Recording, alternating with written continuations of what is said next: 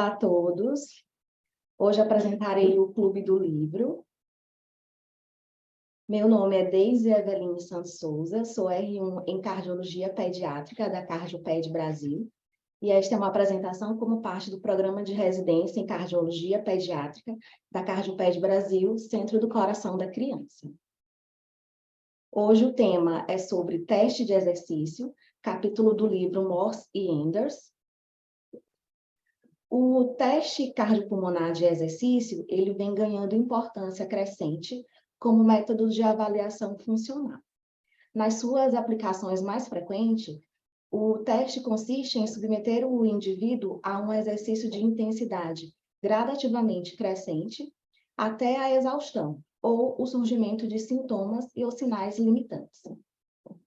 A mensuração do desempenho ou da capacidade de exercício pode fornecer uma riqueza de informações, como meios para estimar a gravidade da doença, avaliar um aspecto da qualidade de vida, avaliar os efeitos de uma intervenção, oferecer informações prognósticas ou identificar doenças não reconhecidas anteriormente em alguns casos.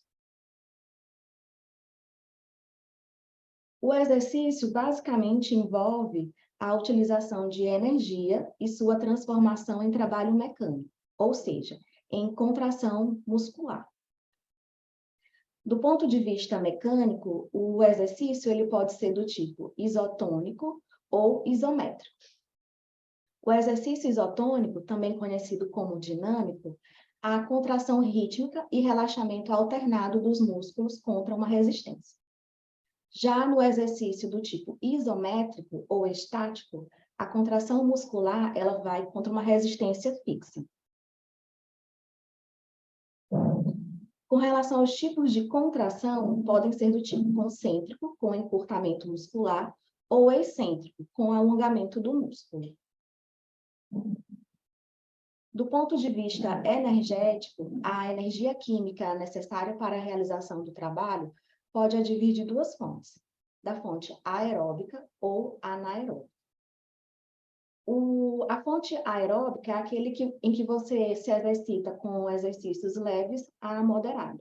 O oxigênio ele é necessário para a síntese de energia, no caso de ATP, e se dá por fosforilação oxidativa mitocondrial. Já na fonte anaeróbica, a energia muscular ela é suportada pelo sistema fosfocreatinina, ATP, seguido pela glicólise. Comparado com o exercício aeróbico, ele tem um rendimento muito menor para a produção de ATP. Além disso, aumenta a produção de ácido lático. Na imagem, a gente percebe o consumo de oxigênio, aumentando já com o aumento também da taxa de trabalho. Consumo pela taxa de trabalho. O exercício, ele requer uma interação complexa e intrincada de múltiplos sistemas orgânicos. Uma anormalidade em qualquer um desses sistemas afetarão potencialmente e limitarão seus desempenhos. Os 4 principais sistemas envolvidos na transferência de oxigênio da atmosfera para as mitocôndrias dos miócitos são os pulmões, o coração, sangue e músculo. Eles estão intimamente ligados para o transporte e a utilização geral do oxigênio. Então, o pulmão ele vai captar e vai saturar o sangue. O coração vai ser a bomba reguladora eficaz, capaz de fornecer o oxigênio suficiente aos tecidos em trabalho. O sangue ele precisa ter hemoglobina em níveis adequados e em bom funcionamento. O músculo ele precisa ter uma alta eficiência, com capilares musculares e mitocôndrias que rapidamente utilizem o oxigênio para oxidação de combustível e para a produção de ATP. Com relação aos métodos de teste de exercício. A esteira e a bicicleta ergométrica são os 2 ergômetros mais utilizados para teste de esforço clínico. Nenhum é superior ao outro, cada um tem sua vantagem e suas desvantagens. Na tabela, a gente percebe os prós e contras da utilização de esteira e de bicicleta. A bicicleta, ela confere maior segurança, ela tem maior necessidade de portabilidade de espaço, contudo, ela é de fácil calibração, tem uma facilidade de medição, contudo, produz uma grande quantidade de lactato. Já em relação à esteira, ela é universalmente utilizada, porém tem um alto consumo de oxigênio. Com relação ao ciclo ergômetro, ele pode ser de dois tipos. Pode ser de freio mecânico ou a freio automático. No freio mecânico, a potência varia com a frequência da pedalada. Já no freio automático, mudanças moderadas na frequência de pedaladas não vão afetar a potência.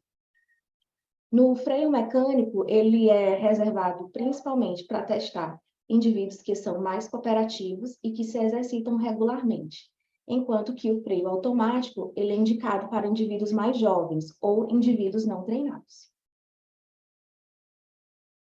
Em relação aos protocolos de exercício, não existe um melhor protocolo de exercício. Os incrementos de potência, eles não podem ser excessivos para que os indivíduos não parem o exercício antes que o esforço máximo tenha sido alcançado. O protocolo de Bruce é o protocolo de esteira mais comumente empregado. Nele apresenta-se uma velocidade e inclinação progressivos e é indicado preferencialmente para o diagnóstico ou avaliação da capacidade funcional em indivíduos que possuam algum grau de condicionamento físico. Para crianças e sujeitos incapazes de muito exercício, se utiliza o protocolo de Bruce modificado, no qual os dois passos iniciais utilizam a mesma velocidade de esteira, que é de 2,7 km por hora. A diferença é que no primeiro passo a inclinação é 0 e no segundo passo a inclinação é de apenas 5%. A partir do terceiro estágio, segue-se o protocolo de Bruce convencional. Com relação à potência aeróbica máxima. Também é chamado de consumo máximo de oxigênio, que é alcançado durante o exercício, e ele reflete a maior quantidade de oxigênio que pode ser captado, transportado e utilizado pelo organismo durante o esforço físico. Ou seja, ele vai mensurar a aptidão cardiorrespiratória do paciente.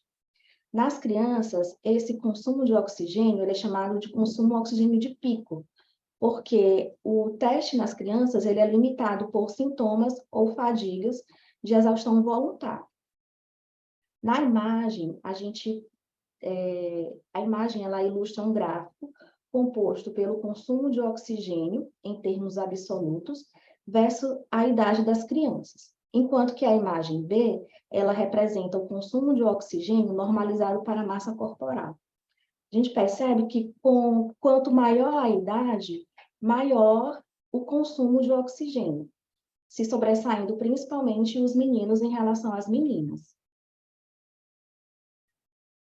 Em relação ao efeito treino, ele varia pelo condicionamento físico com exercícios repetitivos, ele implica em um aumento do consumo de oxigênio de pico, a frequência cardíaca de repouso, ela vai tender a diminuir com a melhora do condicionamento físico do paciente, e a frequência cardíaca máxima, ela vai ocorrer com um consumo de oxigênio mais alto, que é o que a gente consegue observar na imagem que segue.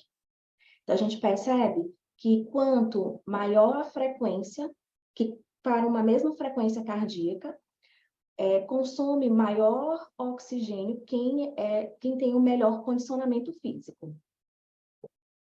Com relação às respostas cardíacas a crises agudas de exercício. O débito cardíaco, ele é representado pela frequência cardíaca vezes o volume sistólico. A gente percebe que ele se eleva linearmente com o aumento do consumo do oxigênio. Com relação à frequência cardíaca, para pessoas normais, a frequência cardíaca, ela aumenta durante o exercício físico e ela é o principal determinante do aumento do débito cardíaco. As crianças menores terão uma frequência cardíaca mais alta e as meninas vão ter uma frequência cardíaca ligeiramente maior que os meninos, particularmente após a puberdade. Em relação ao volume sistólico, As mudanças no volume sistólico durante o exercício dependem da posição em que o exercício é realizado. Então, ela se aproxima do seu valor máximo, principalmente na posição supina. O volume sistólico, ele depende do volume diastólico final, da pressão arterial e da fração de ejeção. E as adaptações circulatórias ao desempenho cardíaco durante o exercício é diretamente proporcional ao volume sistólico, o volume diastólico final e a fração de ejeção, e inversamente proporcional ao volume sistólico final. Ele segue como princípio o mecanismo de Frank-Starling, em que o desempenho cardíaco é simplesmente regulado pelo fluxo sanguíneo para o coração a partir da circulação sistêmica. Em relação à pressão arterial, a pressão arterial sistólica e diastólica aumentam no exercício isométrico. As crianças maiores vão ter uma pressão arterial mais alta no exercício máximo em relação às crianças menores. Crianças de tamanho semelhante, os meninos têm um pico de pressão arterial sistólica maior do que as meninas, e quando comparado entre crianças afro-americanas e crianças brancas, as afro-americanas têm uma maior resposta à pressão em relação às brancas. No exercício isotônico, o débito cardíaco, a pressão arterial sistólica, elas são diretamente proporcionais e inversamente proporcional à resistência vascular sistêmica. No repouso, há uma relação inversa entre frequência cardíaca e pressão arterial, e no exercício, essa relação é diretamente proporcional pelo baroreflexo arterial. Em relação à regulação da circulação durante o exercício, ele é basicamente compreendido porque o coração bombeia mais sangue por batimento para uma circulação sistêmica. Com esse aumento de fluxo, a pressão arterial se eleva e há uma redistribuição desse aumento do débito cardíaco para os leitos vasculares selecionados. Isso no intuito de manter o volume sanguíneo central e a perfusão através dos músculos em exercício. E com isso, a resistência vascular periférica total, ela cai significativamente. Em relação à resposta ventilatória ao exercício. A ventilação, ela aumenta devido principalmente o volume corrente e o aumento da frequência respiratória. A frequência respiratória, ela é mais elevada em crianças mais jovens, em qualquer taxa de trabalho. E à medida que as crianças crescem, particularmente acima dos 13 anos, a frequência ela diminui. Então, em crianças mais velhas, no início da adolescência, se fala em uma média de 50 incursões por minuto, já aquelas no final da adolescência, em 40 incursões por minuto. E as crianças mais novas atingem um pico de frequência respiratória de mais ou menos 60 incursões por minuto. O volume corrente, ele aumenta proporcionalmente ao crescimento da capacidade vital durante a infância e a adolescência, mas no exercício máximo, ele atinge um nível de pelo menos 40% a 60% da capacidade vital. Isso independentemente da idade. A relação entre ventilação e trabalho, ela vai ser linear até atingir o limiar anaeróbico ventilatório, e a ventilação vai acompanhar a produção de dióxido de carbono durante o exercício. Posteriormente, declina com a idade e com o crescimento durante a infância. Em relação às técnicas de medição específicas, elas compreendem a frequência respiratória, o volume corrente, a ventilação minuto, a ventilação inspirada ou expirada, o consumo de oxigênio, a produção de dióxido de carbono e o dióxido de carbono e oxigênio expirados no final ou expirados mistos.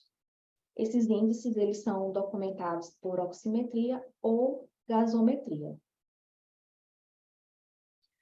Nas crianças com cardiopatias congênitas, em sua maioria, apresentam níveis mais baixos de função pulmonar. Os estudos apontam uma alta prevalência da baixa capacidade vital forçada nesses pacientes, associado a uma alta taxa de mortalidade. Em relação à frequência cardíaca, ela é medida através do ECG, feita uma medida entre os intervalos RR. O registro ele deve ser feito em pelo menos 3 derivações em combinações diferentes. O ECG completo ele deve ser registrado, ter pelo menos um registro em repouso, e o ideal é que se tenham várias velocidades de registro. Velocidade de 50 milímetros por segundo facilita a avaliação das alterações do segmento ST, e em 5 milímetros por segundo facilita a detecção de arritmias. Em relação à pressão arterial, pode ser medida pelo método direto, com pressão arterial invasiva, mas a PAI ela é uma técnica invasiva dolorosa, limitando sua utilidade na pediatria. Pelo método indireto, pode ser feito utilizando o manguito, o esfigmomanômetro e o estetoscópio. E é fundamental usar um manguito de tamanho adequado. Então, faz-se a medição no braço direito, levando em consideração a distância entre o acrômio e o olecrano, traça-se o ponto médio nessa distância e mede-se a circunferência do braço. Importante dizer que a altura do manguito ela deve ser de, no mínimo, 40% da circunferência do braço, enquanto que o comprimento da bolsa de ar deve corresponder de 80% a 100% da circunferência do braço. Com relação à medição do débito cardíaco e volume sistólico, temos métodos de reinalação, como a reinalação de dióxido de carbono. Ele é medido por uma fração em que se divide o volume do consumo consumo de oxigênio dividido pela diferença entre o dióxido de carbono venoso menos o arterial. O volume de dióxido produzido é medido diretamente, enquanto que o dióxido de carbono venoso é medido pela PCO2 expirada e o arterial medido pela PCO2 do sangue arterial sistêmico. O método de reinalação de acetileno, ele baseia-se no princípio de que o acetileno ele se difunde no alvéolo para o capilar pulmonar. Como ocorre essa difusão, espera-se que a concentração do acetileno no sistema de reinalação diminua com relação ao volume de fluxo sanguíneo pulmonar efetivo. Essa relação de volume de fluxo sanguíneo pulmonar efetivo, ele leva em consideração um gás que não se difunde, que no caso é o hélio. Então, espera-se que o hélio mantenha uma concentração, enquanto que a concentração do acetileno diminua. Também é utilizado a ecocardiografia. Então, o volume sistólico, ele é estimado como o produto da média do VTI, que é a integral velocidade-tempo, e da área de secção transversa da aorta ascendente. O método, ele é razoavelmente preciso, desde que a média dos batimentos seja suficiente para calcular o volume sistólico, uma vez que ele pode ser afetado pela fase de respiração. Esse é o assunto a ser apresentado e a referência, né, do livro adotado. Obrigada.